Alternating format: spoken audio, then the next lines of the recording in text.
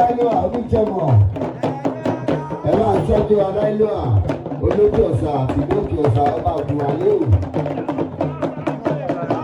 kábíyèsí làpẹ́wà kálílì làkíjòyè. ẹ jẹ́ kí skido máa bọ̀ skido ó ti yá skido. Oya skido abala skido la.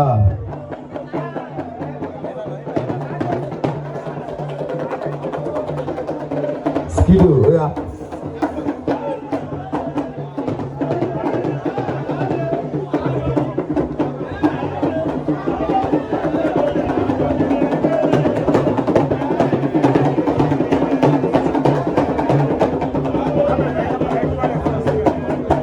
Ọlọ́run kábíyèsí ẹ káàbọ̀.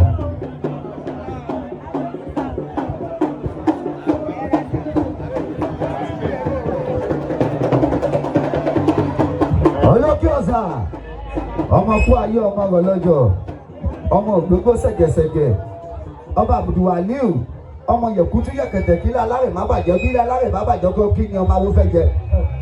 wọ́n ní skido ní kó kọrin báyìí wọ́n ní ọmọ atórí ṣe ó ti yé yín.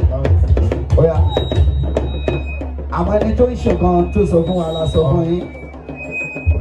Hello, welcome down. You have to work with them. ọ̀nà gbọ́gà ni wọ́n. They are not upcoming. They are stars. So nǹkan tó bá wo star ló lè ṣe. Ló bá pe fọ́débù ló bá ní pé kẹ́lẹ́ kọjá dé èmi náà ló bá ń wù mí rẹ̀. So ẹ máa gbàṣẹ lọ́wọ́ ọ̀gá. Wọlé ànábì, God bless you. Ọmọ ọ̀gá lẹ́yìn náà ẹ lọ gbàṣẹ lọ́wọ́ ọ̀gá. Bọ̀ ọ̀gá ló ní kọ́ máa bọ̀ o. Adó ìṣeré ní kọ́ máa bọ̀. God bless you. Wọlé ànábì, where are you? Ó ti yẹ yín, atóríṣe lọ́dún kọ́ máa bọ̀. Ọ̀gá wa.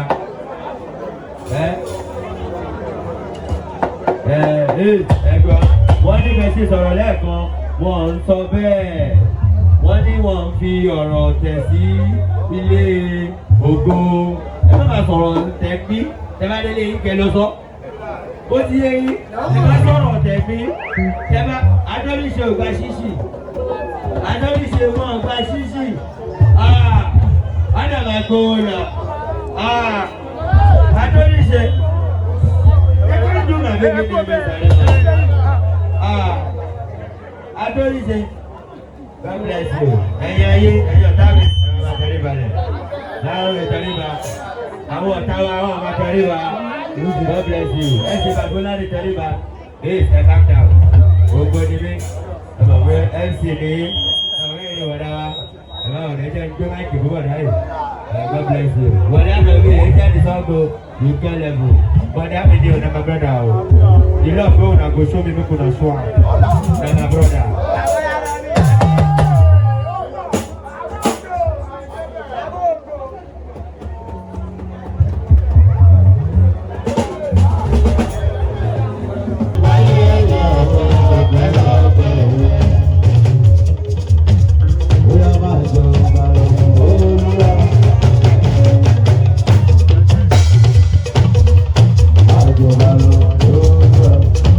Holy Spirit,